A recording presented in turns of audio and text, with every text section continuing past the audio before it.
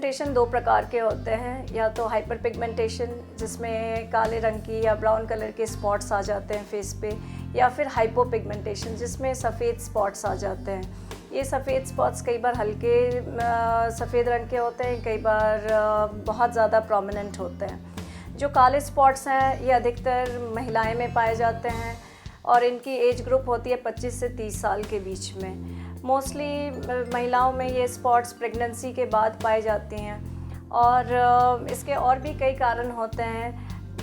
Pregnancy के बाद जो कारण होता है मेनली वो है हार्मोनल चेंजेस।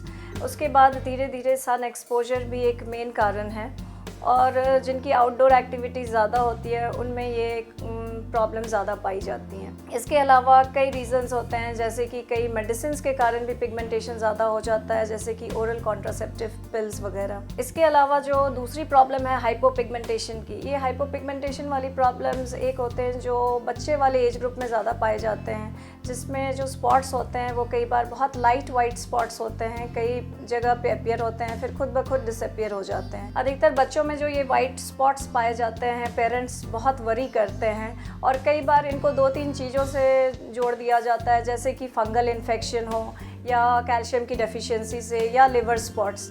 हालांकि इन दोनों तीनों कारण मेन कारण नहीं होते हैं। ये मेनली होता है उन बच्चों में जिनकी स्किन सेंसिटिव होती है, जिसे हम आमतौर पे एटोपिक स्किन कहते हैं। तो इसीलिए जब भी इस तरह की प्रॉब्लम्स आएँ तो लोगों को अपने डर्मेटोलॉजिस्ट को ज़रूर दिखाना चाहिए और खुद ब खुद इलाज ना करवाएं। इसके अलावा जो दूसरी प्रॉब्लम होती है उसे हम ल्यूकोडर्मा कहते हैं। हालांकि ये कम अमाउंट ऑफ पॉपुलेशन में पाए जाते हैं, लेकिन फिर इसकी भी इलाज होती है और डिपेंड करता है कि किसको कितने वाइट स्पॉट्स हैं, सिर्फ फेस पे है या सिर्फ पूरे बॉडी पे है। तो इस तरह से जब भी इस तरह की वाइट स्पॉट्स वाली या डार्क स्पॉट्स वाली प्रॉब्लम आए तो अपने स्किन स्पेशलिस्ट की ज़रूर सलाह लें और उसके बाद अपनी ट्रीटमेंट शुरू करें। जब भी आप एक सनस्क्रीन यूज़ करते हैं तो धूप में निकलने से 20 मिनट पहले अवश्य सनस्क्रीन लगाएं और उसे 3 घंटे बाद फिर से रीअप्लाई करें, क्योंकि जो भी सनस्क्रीन हो उसकी जो एक्टिविटी होती है या effective time period is only 3 hours. जो स्किन की पिगमेंटेशन होती है वो इस चीज़ पे डिपेंड करती है, या रिजल्ट्स इस चीज़ पे डिपेंड करता है कि whether the skin pigmentation is in the upper layers, ऊपर वाले लेयर्स ऑफ स्किन में है या डीपर लेयर्स ऑफ स्किन में है। जो ऊपर लेयर्स ऑफ स्किन में जो पिगमेंटेशन होती है वो अधिकतर 1 महीने तक में हल्की पड़ जाती हैं, लेकिन जो डीपर लेयर्स होते हैं उसमें कई महीने लग सकते हैं, और उसके लिए आप बिल्कुल भी इम्पेशेंट ना हो। कई बार महिलाएं इम्पेशेंट होकर काफ़ी अपनी ट्रीटमेंट चेंज कर लेती हैं या अलग अलग नुस्खे अपनाने लगती हैं। कई बार अपने डॉक्टर्स के बताए गए क्रीम, कई बार घरेलू नुस्खे अपनाती हैं, कई बार पार्लर्स चली जाती हैं।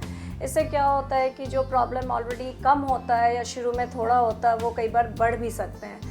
तो इसीलिए अगर आप अपने डर्मेटोलॉजिस्ट को दिखा रहे हैं तो थोड़ी सी जो उनकी ट्रीटमेंट रेजिमेंट है उनको अच्छे से उसकी पालन करें, और ये हमेशा ध्यान रखें जो पिगमेंटेशन है उसमें जो ऊपर की लेयर्स की पिगमेंटेशन की रिजल्ट्स होती हैं वो जल्दी आ जाती हैं, और जो डीपर लेयर्स वाली है उसमें कुछ टाइम ज़्यादा लग सकता है, जो कि 3 महीने से लेकर 6 महीने तक का भी टाइम हो सकता है। मैं आप लोगों से यह कहना चाहूँगी कि किसी को भी अगर पिगमेंटेशन की प्रॉब्लम स्टार्ट होती है या थोड़ी बहुत भी हैं तो ज़रूर से एक अच्छे सनस्क्रीन का इस्तेमाल करें। सनस्क्रीन में भी आपको बिल्कुल ध्यान रखना है कि आपकी स्किन टाइप क्या है। स्किन टाइप अगर ऑयली है तो आपको एक्वस बेस्ड या फिर वाटर बेस्ड सनस्क्रीन के इस्तेमाल करनी चाहिए। अगर आपकी स्किन ड्राई है तो आमतौर पे जो सनस्क्रीन क्रीम्स आती हैं वो उसके इस्तेमाल हो सकती हैं। इसके अलावा SPF का जैसे मैंने बताया कि थोड़ी बहुत प्रॉब्लम हो तो any SPF ever 15 is sufficient, उसे हर 3 घंटे पे लगाया करें अगर आप बाहर निकलते हैं। इसके अलावा बहुत तेज़ धूप हो तो सिर्फ सनस्क्रीन 100% सन प्रोटेक्शन नहीं करवा पाता है, उसके लिए आप अपना अम्ब्रेला की यूज़ करें, या फिर